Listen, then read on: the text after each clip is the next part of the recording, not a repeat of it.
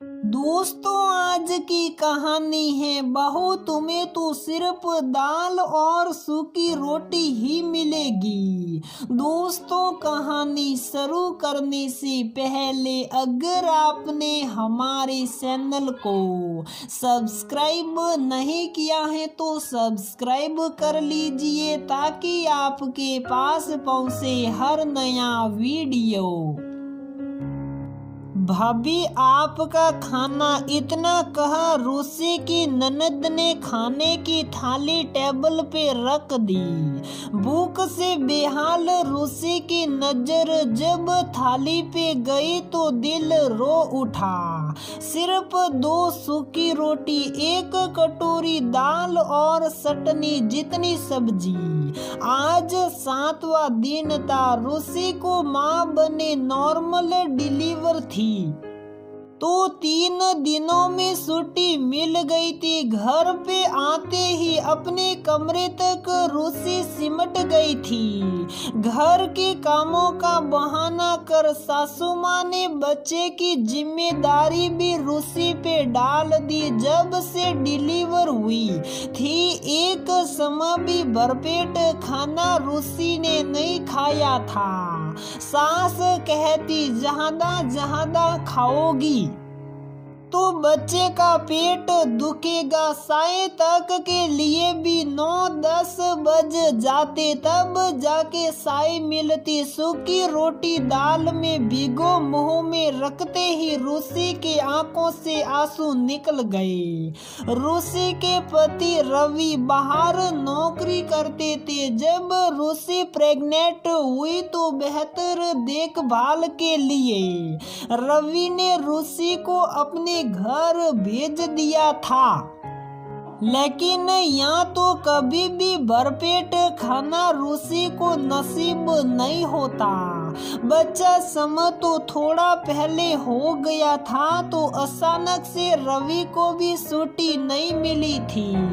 अगर रवि होते तो रूसी कुछ कहती भी उनसे, लेकिन ससुराल में किससे क्या कहती। किसी तरह खाना खा मुन्ने के बगल में लेटी ही थी कि मुन्ना उठ गया और रोने लगा। जाहिर सी बात थी, जब रूसी का पेट नहीं भरता तो मुन्ने का कैसे भरता।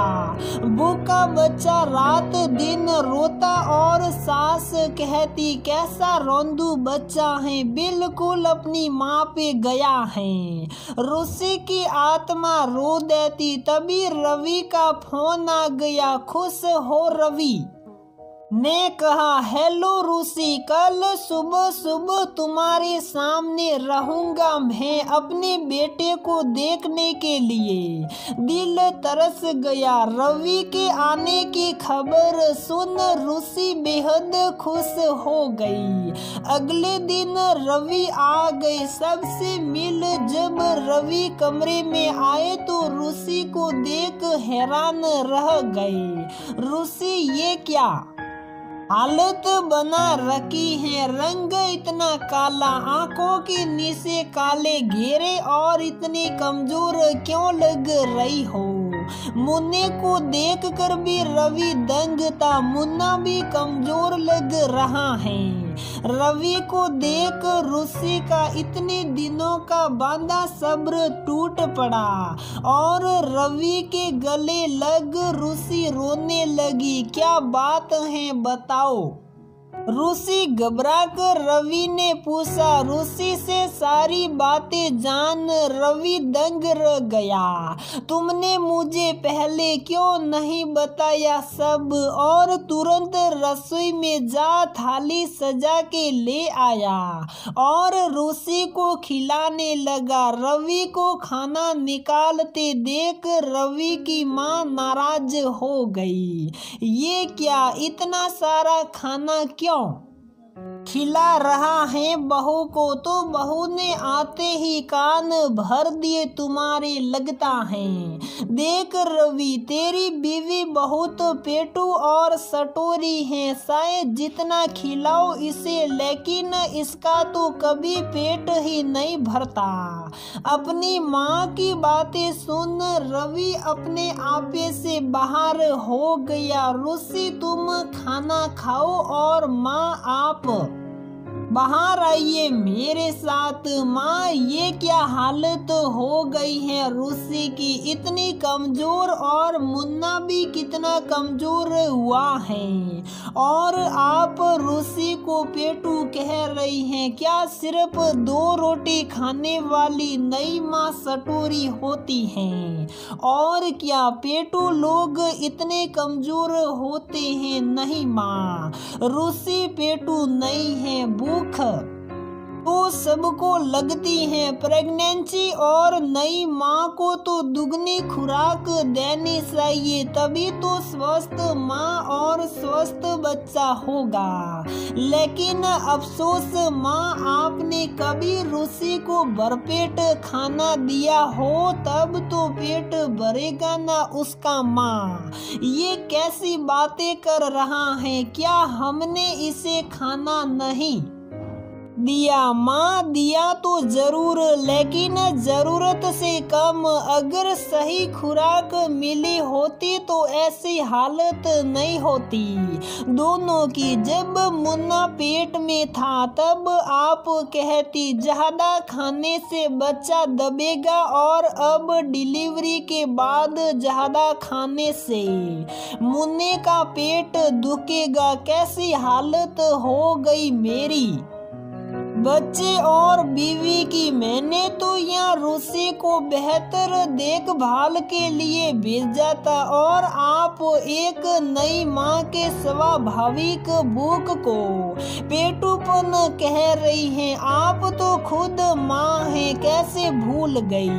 नई माँ को तो ज्यादा भूख लगती है। जब माँ पौष्टिक खाएगी तभी तो अपने बच्चे दूध पिला पाएगी। आज ही रूसी अपनी माँ के घर जाएगी, और जब स्वस्थ हो जाएगी तो वहीं से मेरे साथ दिल्ली जाएगी। रवि ने 2 टूक अपना निर्णय सुना दिया, और मन ही मन पछता भी रहा था कि उसकी वजह से कितना कुछ रूसी और बच्चे को सहना पड़ा था। प्रिय दोस्तों, कहानी का सार बस यही है कि भूख तो सबको लगती है, लेकिन एक नई माँ को कुछ ज्यादा लगती है। ये पेटूपन नहीं होता। कई बार ससुराल में ऐसी परिस्थिति उत्पन्न होती है जैसे रूसी के साथ हुई। ऐसी परिस्थिति ना हो तभी बेहतर है, क्योंकि स्वस्थ माँ तभी स्वस्थ बच्चा। तो दोस्तों, हमारी ये कहानी यहीं पर समाप्त होती है। अगर आपको हमारी ये कहानी पसंद आती है तो प्लीज वीडियो को लाइक करें, शेयर करें, और हमारे चैनल को सब्सक्राइब जरूर करें।